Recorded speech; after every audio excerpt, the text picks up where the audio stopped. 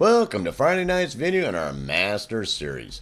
I do believe that this is the 47th video in our Master Series, the 17th video in our first phase processing, and the 6th video that we're speaking about effects in that step.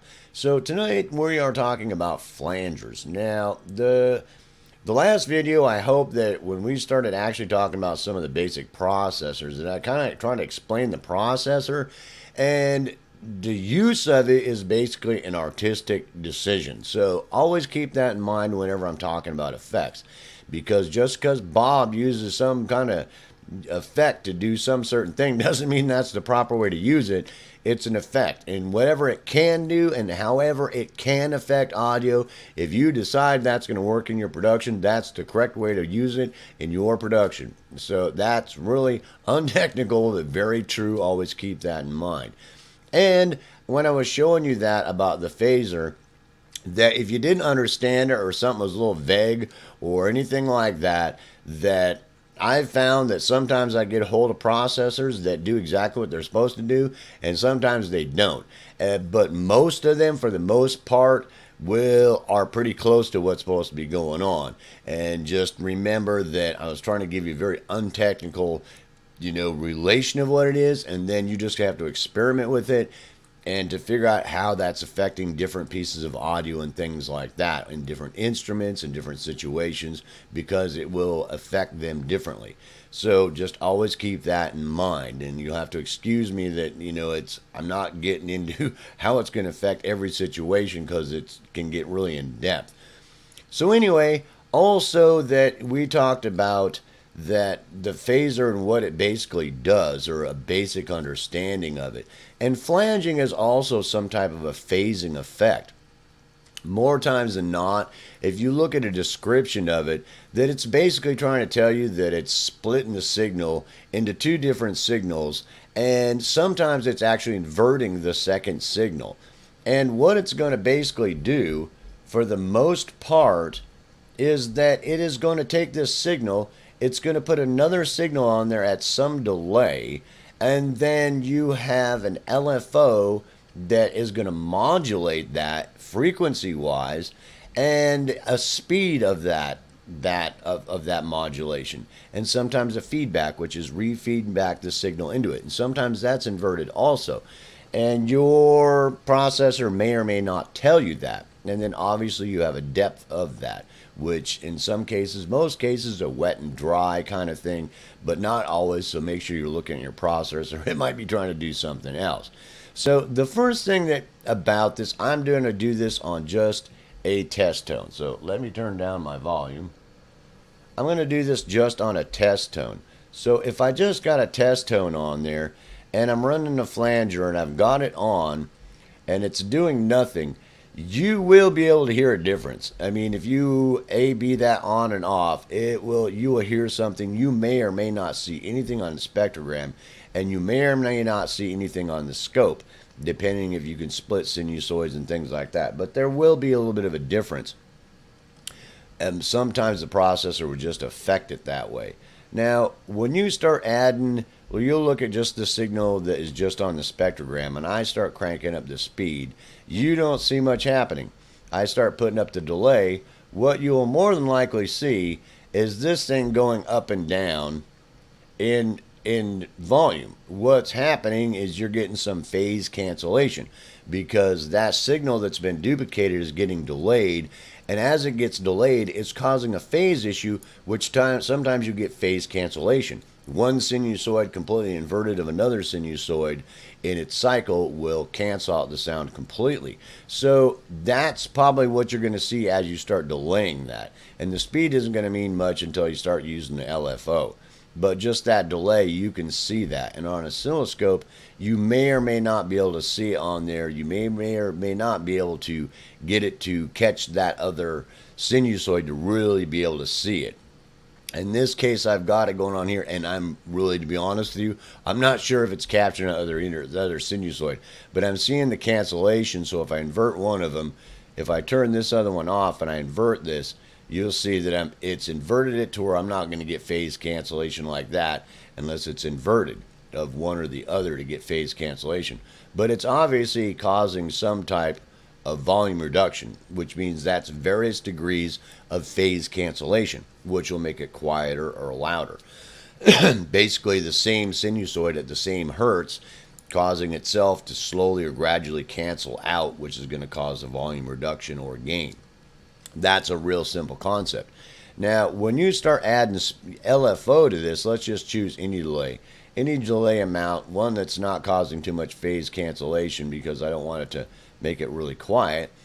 That when I start adding LFO into this, low frequency, which basically low frequency oscillator. So if you don't really understand a low frequency oscillator, I do believe there's on my channel here, there's an explanation, or in the synthesizer section that I made a whole bunch of videos on synthesizers to explain it pretty well. Now, as I add LFO width to this, you're going to start to see that move around a little bit. And the speed is set way down to almost nothing, but it's still moving around. As I increase that speed, that it should start to move a little faster, the other sinusoid. And it's modulating also because it's working in degrees of phase cancellation with the other sinusoid because of the delay phase effect. But for the most part, this is dealing with one sinusoid. When you start adding it to a sound, because this is just one sinusoid going on, so you don't really see that's happening.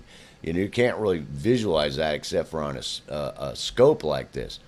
Now, if I go ahead and bring this down, because the scale is set way up there, let me bring the scale this way down, like about so.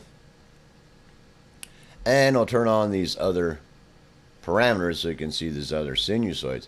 Now, when I start bringing this LFO width in, and I start bringing the speed up, what is happening is basically it is causing a time delay and phase issue. Now, depending on how good the algorithm works, that it may be doing that to all the sinusoids in the sound, which it more than likely is going to be trying to do, which is basically just causing lots of different phase issues. The difference between this and like a phaser is this is working the spectrum and going back and forth a modulation. So you get this comb filter effect that's causing this whooshing sound, rather than the phaser might be a little bit different. They both can get some of the same kind of sound happening. So trying to describe it exactly, and what instrument might make that sound a little bit different on is going to take some experimentation. But for the most part, that whenever you're dealing with a flanger, if I turn off the LFO, that basically what I'm dealing with is I'm putting that one signal on a delay, which you can really see if I just leave these two on here and offset that. I can invert the phase of one of them, and you can see what's going on. A lot of times the second signal will be inverted. It makes the actual effect a little bit differently. Sometimes not, and your processor, the manufacturer, may not inform you of whether it's inverted or not, and you'll have to check it out for yourself. But basically, that you've got feedback, you understand feedback, feeding the signal back into there can cause it to multiply the effect, because basically you've got a feed out that's looping back in, coming back out with that processing. It's going to cause it to duplicate itself and cause the effect to be more dramatic. So that's a real simple thing. So for the most part, that you really want to focus on your LFO. As you bring your LFO and it starts to cause a phase difference in modulating back, normally from like a sinusoid or something like that they've used for the LFO, and then speeding it up. As you speed it up, that it's going to happen faster. So you're going to see that modulation happening and the phase difference between those two signals, one of them being inverted or not, and we talked about that causes this sweeping effect on the flanger. And it's a really cool effect. And this is just with one sinusoid. And if I put it on with like my isotope and I add some even and odd harmonics with it, so you can see that what it's doing on them. And right now it's sweeping back and forth at a pretty fast speed, because you can see the modulation happening in various degrees of phase cancellation as it's sweeping the delay time of the sinusoid back and forth, that's causing the up and down decibel levels. That it's actually the cancellation effect happening. As you slow that down, that you see that happen less and less. And you can actually more or less, you can see the wave going back and forth in various degrees, sweeping the spectrum. And that's going to be the width of the LFO and the speed. So basically trying to explain to you exactly, I'm trying to keep this as untechnical as possible, that those are the parameters that you're dealing with, and it's not too difficult to start out with that you understand you got some delay and an LFO, low frequency oscillator, and the width of that coming in, and then the speed of it, the hertz of the speed that you want it to be going at. So, when they talk about speed, that could vary, basically meaning what hertz. It's traveling at a sinusoid at how many hertz. Does that make sense? At very different degrees. Does that make sense of the size and speed? Because every sinusoid, the higher pitched it gets, is traveling as a faster speed.